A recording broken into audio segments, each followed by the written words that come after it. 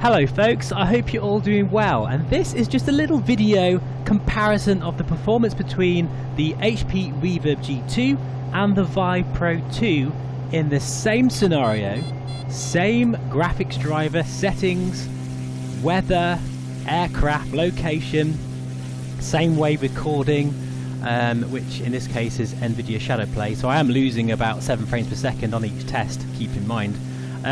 But yeah, as you can see here, we're starting with the Windows Mixed Reality based HP Reverb G2.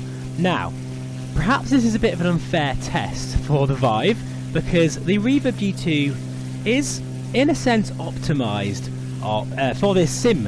And what I mean by that is that it's basically optimised in the runtime for the OpenXR platform. So I would hugely recommend that if you use Microsoft Flight Simulator for your Reverb G2, then make sure that you change your runtime to that of the Windows Mixed Reality OpenXR platform, because as you can see here, we're actually getting a nice sort of mid to late 30 frames, in fact actually 40 frames per second in most cases here. That's whilst recording. I'm also using, by the way, 100% render scale, but 70% in SteamVR of both the Reverb and Vive.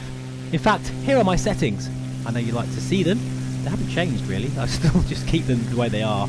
I don't think we should, spend too much time changing settings all the time. There are a lot of YouTubers out there that, are changing settings every 5 minutes. That's not the way I do things. I like to have a base setting for the sim and just leave it alone and just enjoy it. And that's exactly why my setup videos exist. I don't like to do them every 5 minutes. But as you can see there, the performance we're getting is pretty damn remarkable. Keep in mind I'm running a beastly RTX 3090 with a 10900K, so I'm getting very good frames there at native resolution with those settings. Okay, drum roll please. Here's the Vive Pro 2, same scenario, same settings, and there we are. I was actually quite shocked by that. Now of course, the Vive Pro 2 has a higher resolution. It's 2.5K per eye, which will definitely make a difference, but I think more so than that, and this is not HTC's fault in this case, okay? I can't blame them for this at all.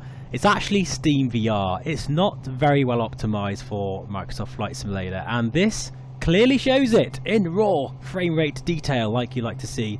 This is the best I can do really, guys, in terms of a comparison. Everything's exactly the same.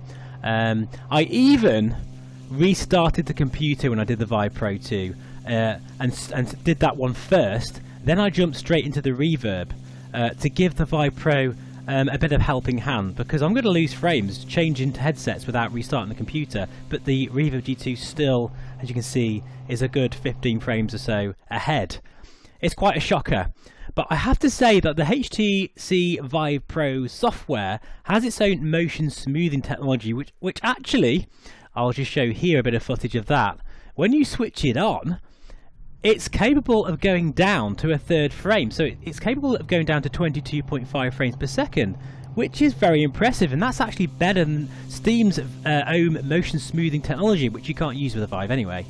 So it's actually getting there. And I think if HTC can sort out some of the artifacts, because the artifacting is a lot worse. You think the OpenXR sort of asynchronous time warp motion projection, whatever you want to call it, artifacts are bad. It's really bad when you get to 22.5 frames. It just can't quite do it. It's more like a beta of what is possible. But I think they can crack it. I think they can sort that out. If they do, then the Vive Pro 2 actually, even at low frame rate with motion smoothing on, is not bad at all. In fact, it's very, very smooth.